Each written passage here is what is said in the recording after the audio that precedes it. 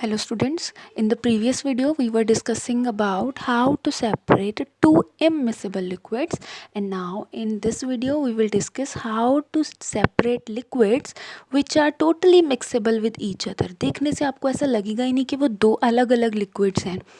इसके लिए हमें क्या चाहिए? इसके लिए हम दो लिक्विड्स ले लेंगे, एसीटोन एंड वाटर. अब एसीटोन की बात कर लेते हैं कि एसीटोन क्या है. जो लड़की लोग नेल पॉलिश लगाती हैं और नेल पॉलिश को रिमूव करने के लिए जो लिक्विड यूज़ किया जाता है, जो रिमूवर हम यूज़ करते हैं, उसको बोलते हैं एसीटोन. क्लियर? अगर एसीटोन को और वाटर को आप मिक्स कर देंगे, वो देखने से लगेगा ही नहीं कि वो दो लिक्विड्स हैं, वो एक ही लगेगा क्योंकि वो मिक्सेबल हैं एक दूसरे के साथ. इस तरह के सॉल्यूशन को अगर आपने सेपरेट करना हो तो आप मेथड जो यूज़ करते हैं उस मेथड को बोलते हैं डिस्टिलेशन. क्लियर? यहाँ पे मैंने सॉल्ट सॉल्यूशन इसलिए लिखा हुआ है क्योंकि डिस्टिलेशन मेथड सॉल्ट सॉल्यूशन को भी सेपरेट आउट करने में हेल्प करता है. सॉल्ट सॉल्यूशन क्या होता है? इसमें होता है सॉल्ट प्लस वाटर. क्लियर? लेकिन हम लिक्विड्स की बात कर रहे हैं और जो सॉल्ट होता है वो सॉलिड फॉर्म में होता है, तो इसलिए हम ये एग्जांपल अभी डिस्कस नहीं करेंगे. हम स्टिक रहेंगे किस एग्जांपल के साथ जिसमें हम एसीटोन और वाटर का मिक्सचर ले रहे हैं. क्लियर? सो मेथड का नाम क्या बताया? नहीं, मेथड का नाम बताया डिस्टिलेशन. अब डिस्टिलेशन में हो गया, डिस्टिलेशन में आपको एक इम्पॉर्टेंट पॉइंट बहुत ही याद रखना है कि इसमें जो ये दो लिक्विड्स है ना, इनके बीच का जो डिफरेंस होगा बॉइलिंग पॉइंट का, वो 25 डिग्री सेल्सियस से ज़्यादा होना चाहिए. क्लियर?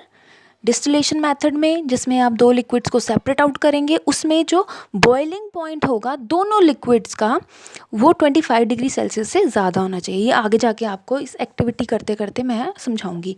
सो डिस्टिलेशन की एक बार समझ लेते हैं. डिस्टिलेशन में ओवरव्यू ले लेते हैं कि इस मेथड में होगा क्या. डिस्टिलेशन मेथड में क्या होगा? हम हीट प्रोवाइड करवाते हैं उस लिक्विड को जो ऑलरेडी मिक्स है. ठीक है? दोनों लिक्विड्स, यहाँ पे मैं दोनों लिक्विड्स की बात कर रही हूँ. उन दोनों लिक्विड्स को हमने इस फ्लास्क में डाला हुआ है, नीचे से हम जो है हीट प्रोवाइड करवा रहे हैं. अब होगा क्या? दोनों में से किसी एक लिक्विड का जो बॉइलिंग पॉइंट होगा ना, सपोज करिए ये थर्मोमीटर है. क्लियर? थर्मोमीटर में रीडिंग ये 0 से लेके और 100 तक है. ये एग्जांपल देके मैं आपको बता रही हूँ. 0 डिग्री सेल्सियस से लेके 100 डिग्री सेल्सियस तक है. तो दोनों में से किसी एक लिक्विड है, फॉर एग्जांपल जो एसीटोन होगा ना, एसीटोन का क्या होता है? एसीटोन का बॉइलिंग पॉइंट होता है लेस. एसीटोन जो होगा 56 डिग्री सेल्सियस पे जाके ना वो बॉयल होना शुरू हो जाएगा और उसके एसीटोन के क्या बनना शुरू हो जाएंगे? वेपर्स बनना शुरू हो जाएंगे. क्लियर? अब वाटर का बॉइलिंग पॉइंट होता है 100 डिग्री सेल्सियस. अब वाटर जो होगा, जब थर्मोमीटर की रीडिंग जो है, टेम्परेचर जब 100 डिग्री सेल्सियस तक यहाँ तक जाएगा ना, फिर वाटर के वेपर्स बनेंगे. लेकिन जो एसीटोन है उसका बॉइलिंग पॉइंट जो है वो कम है, वो 56 डिग्री पे ही क्या करना शुरू हो जाएगा? बॉयल करना शुरू कर जाएगा. अब जब ये बॉयल करा हमने इस लिक्विड को, तो इसमें से जो एसीटोन था जिसका बॉइलिंग पॉइंट कम था, अब उसके बनना शुरू हो गए वेपर्स. क्लियर? वेपर्स बनकर ये जो ट्यूब है इसको बोलते हैं कंडेंसर. ठीक है? अब जो वेपर्स है वो हम इसमें से पास करवाएंगे. क्लियर? इसमें से जब हम पास करवाएंगे तो कंडेंसर में क्या होगा कि कूल डाउन होना शुरू हो जाएगा लिक्विड. जो वेपर्स थे अब क्या कूल डाउन हो गए, और जब वेपर्स कूल डाउन हो गए तो वो किस में कन्वर्ट हो गए? वेपर्स थे स्टीम की फॉर्म में, गैस की फॉर्म में. अब कूल डाउन करने से क्या होगा? जो स्टीम होगी वो किस में कन्वर्ट हो जाएगी? वो हो जाएगी लिक्विड में कन्वर्ट. और देखिए यहाँ पे कलेक्ट हो गया एसीटोन. क्लियर? और जब हमारे पास एसीटोन जो हमारा पास रीडिंग 56 डिग्री सेल्सियस से थोड़ी बढ़ जाएगी, जब वो 100 डिग्री चली जाएगी तो हम बीकर को चेंज कर लेंगे, इंटरचेंज कर लेंगे, और हमारे पास क्या हो जाएगा?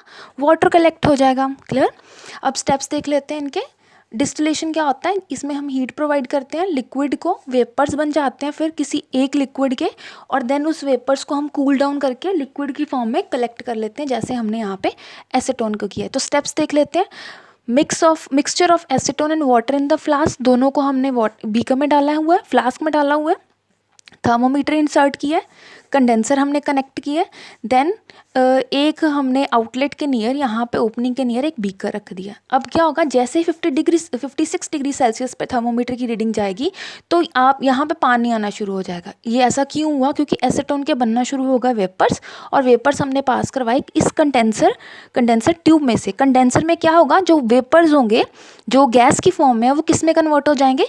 लिक्विड में कन्वर्ट हो जाएंगे, क्योंकि यही कंडेंसर का काम होता है. वो कंडेंसर जो होता है वो कूल डाउन करेगा जो भी इसमें से चीज़ें पास हो रही हैं.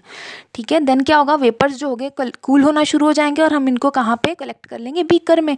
अब जो फ्लास्क के अंदर रह जाएगा वो क्या रह जाएगा, पानी रह जाएगा, और जो एसीटोन है वो अलग से बीकर में कलेक्ट हो गया। तो इस तरह से हम उनको सेपरेट आउट कर पाए हैं वाटर को एसीटोन के साथ। अब यहाँ पे नोट करने वाली बात ये है, वेरी इंपॉर्टेंट, कि जो बॉइलिंग पॉइंट होता है वाटर का वो होता है 100 डिग्री सेल्सियस, ये आपको याद रखना है, और जो एसीटोन का आता है 56 डिग्री सेल्सियस।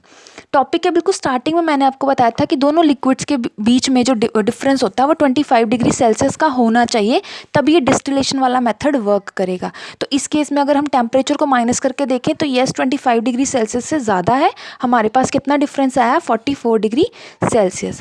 और जो ये मेथड है इसका एक ही ड्रॉबैक है कि टाइम कंज्यूमिंग बहुत ज़्यादा है। क्लियर, पहले हम वेट करेंगे कि कब थर्मोमीटर में रीडिंग 56 डिग्री सेल्सियस जाए, फिर हम एसीटोन को कलेक्ट करेंगे। तो ये इस तरह से करते करते ना टाइम काफ़ी कंज्यूम हो जाता है। तो नेक्स्ट टॉपिक हमारा रहेगा फ्रैक्शनल डिस्टिलेशन। ठीक है, वो इसी का अपग्रेड टेक्निक है जिसमें टाइम कंज्यूमिंग का जो होता है वो कम हो जाएगा, वो प्रॉब्लम सॉर्ट आउट हो जाएगी उसमें। Thank you, I hope you understand. और अगर आपको नहीं समझ में आया तो let me know, okay, I will make another video on it. Thank you so much.